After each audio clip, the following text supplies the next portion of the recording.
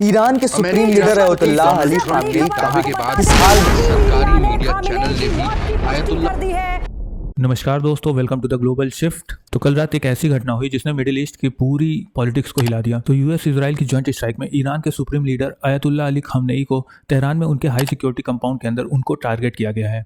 ये कोई simple air strike नहीं थी, ये एक हाई वैल्यू डिकैपिटेशन ऑपरेशन था जिसका मकसद सीधा था ईरान की टॉप लीडरशिप को एक झटके में खत्म करना। सैटेलाइट इमेजेस के मुताबिक पूरा कंपाउंड भारी नुकसान में है। रिपोर्ट्स कह रही हैं कि सिर्फ खामेनी ही नहीं बल्कि इस्लामिक रिवोल्यूशनरी गार्ड कॉर्प्स के कई टॉप कमांडर्स और कुछ सीनियर न्यूक्लियर साइंटिस्ट और उनके फैमिली मेंबर्स भी इस हमले में मारे गए हैं। तो यूएस प्रेसिडेंट ने अपने ट्रुथ प्लेटफॉर्म पर ट्वीट करके बताया कि Khamenei, one of the most evil people in history, is dead.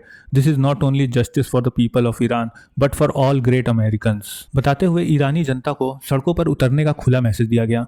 उन्होंने IRGC का साफ चेतावनी दी, सरेंडर करो वरना इम्यूनिटी नहीं मिलेगी।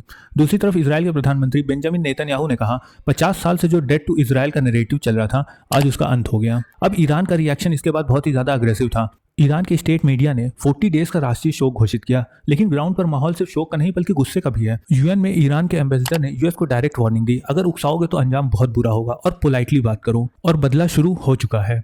ईरान ने दुबई, बहरीन, कतर, कुवैत की दिशा में मिसाइल अटैक किया। दुबई को आइकॉनिक होटल बुर्ज अल अरब को भी डैमेज हुआ है और एक सिविलियन की मौत की भी खबर आ रही है। IRGC ने इसे इतिहास का सबसे खतरनाक ऑपरेशन बताया और कहा कि अगला टारगेट यूएस के एयरक्राफ्ट कैरियर्स और रीजनल बेस हो सकते हैं।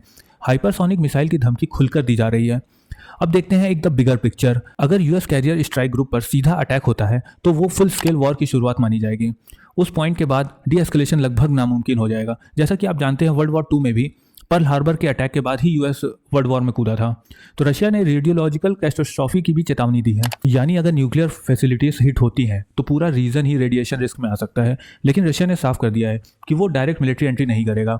चीन ने डीप कंसर्न जताया है और अभी तक कोई भी ठोस कदम नहीं उठाया। इसका मतलब साफ है, इस वक्त ईरान डिप्लोमेटिकली काफी हद तक अकेला पड़ चुका है। अब सवाल आता है ईरान की तरफ से कि अब नेक्स्ट क्या, खामेनी की मौत के बाद क्या। ईरान में सुप्रीम लीडर सिर्फ एक पॉलिटिकल पोस्ट नहीं थी बल्कि पूरा एक आइडियोलॉजिकल स्ट्रक्चर का सेंटर था।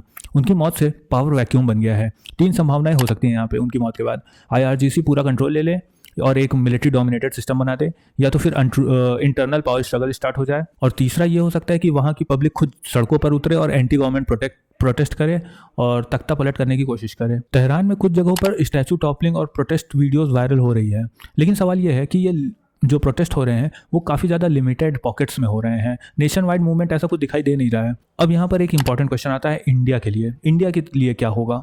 अगर देखा जाए तो स्ट्रेट ऑफ हॉर्मुज ब्लॉक होता है तो ग्लोबल ऑयल सप्लाई का बड़ा हिस्सा रुक जाएगा। ऑयल प्राइसेस स्पाइक सीधे भारत की इकोनॉमी पर असर डालेंगे। पेट्रोल, डीजल सब महंगे हो जाएंगे। ईरान यूरोप तक मिसाइल रेंज की बात कर रहा है। अगर न्यूक्लियर टेस्ट या न्यूक्लियर एस्केलेशन का कदम उठाया गया तो ये सिर्फ रीजनल नहीं बल्कि एक ग्लोबल क्राइसिस बन सकता है। और एक और इंपॉर्टेंट बात, यहाँ पर इंडिया के लिए एक बहुत ही ज़्यादा सबसे खराब न्यूज़ ये आ रही है कि इंडिया के पास यहाँ पे कुछ भी नहीं मिला। चाबार पोर्ट से हाथ धो बैठा, एक मेजर ऑयल सप्लाइंग कंट्री से रिलेशन खराब हो गए, और दूसरी बात, रशिया से हमने ऑयल लेना कम कर ही दिया है। इंडिया को यहाँ पे किसी भी तरीके का बेनिफिट नहीं मिला। इनफैक्ट इंडिया सबसे बड़ा लूजर यहाँ पे अगर दिख रहा है, अगर पूरे मिडिल ईस्ट और एशियन कंट्रीज में देखा जाए तो यहाँ पर एक इंपॉर्टेंट क्वेश्चन उठता है, ये सब क्या है? रिजीम चेंज ऑपरेशन करने की कोशिश की जा रही है या फिर वर्ल्ड लेवल एस्केलेशन की शुरुआत करने की कोशिश की जा रही है? ट्रिगर पॉइंट तो साफ एकदम दिख रहा है कि यूएस कैरियर पर अगर सीधा अटैक किया जाता है तो इजराइल पर मास कैजुअलिटी स्ट्राइक की जाती है। उसके बाद कंट्रोल किसी के हाथ में भी नहीं रह जाएगा। ये मिडिल ईस्ट का एक और चैप्टर नहीं है बल्कि एक पूरा स्ट्रेटेजिक मैप बदल सकता है यहाँ पर। आप क्या सोचते हैं, ईरान के तख्ता पलट होगा या नहीं? फुल स्केल वॉर होगी कि नहीं? कमेंट में बताइए। अपडेट्स के लिए सब्सक्राइब करें। जय हिंद, थैंक यू।